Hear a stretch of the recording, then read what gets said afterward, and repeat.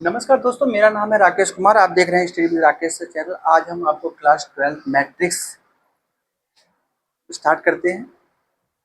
Matrix जो है ये आपको आईआईटी जेईई मेंस के लिए भी काफ़ी इम्पोर्टेंट रहेगा। तो इसकी डेफिनेशन समझते हैं। सबसे पहले क्या होता है मैट्रिक्स? मैट्रिक्स का मतलब होता है कुछ अगर नंबर हमारे पास हैं तो उनको एक रेक्टेंगुलर एरे में अरेंजमेंट करना। रेक्टेंगुलर एरे का मतलब रो और कॉलम में अरेंजमेंट करना।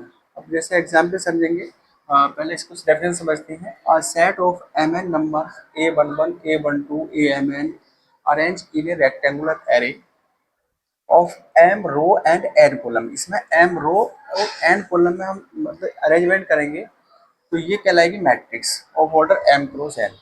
जनरली इज नोटेड बाय, इसको हम इस तरीके से नोट करते हैं ये, या फिर इस तरीके से लिखते हैं। एग्जाम्पल समझिए, जैसे ए एम क्रॉस एन कोई मैट्रिक्स है। अब जैसे A11 A12 A1J dot dot dot A1N A21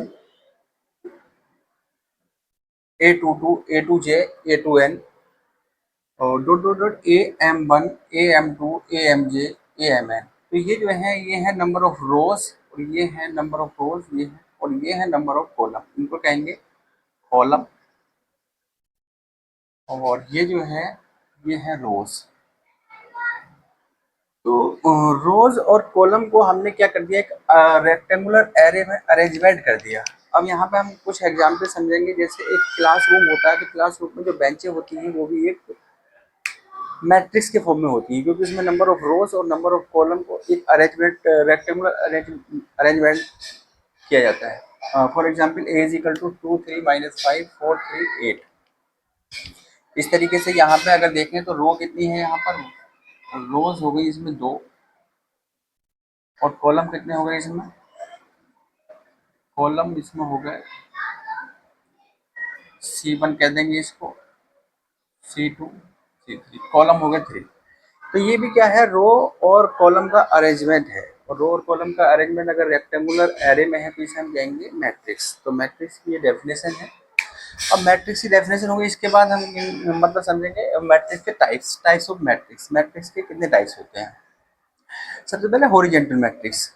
horizontal matrix का मतलब ये है कि इसमें number of rows less then होंगी नंबर ऑफ कॉलम से। मतलब जो रो होंगी वो कम होंगी, कॉलम ज़्यादा होंगे। दैट इज समझेंगे इसको, matrix of order m n m cross n is called a horizontal matrix if m less than n. यदि एम जो है वो एन से लेस देन है, number of row is less than number of column. If the number of rows less than number of column, that is जैसे A is equal to 1 1 1 2 1 3 तो A21 A22 A23। तो यहाँ पर रो कितनी है, यहाँ पर रो हैं R1 और R2, दो रो हैं।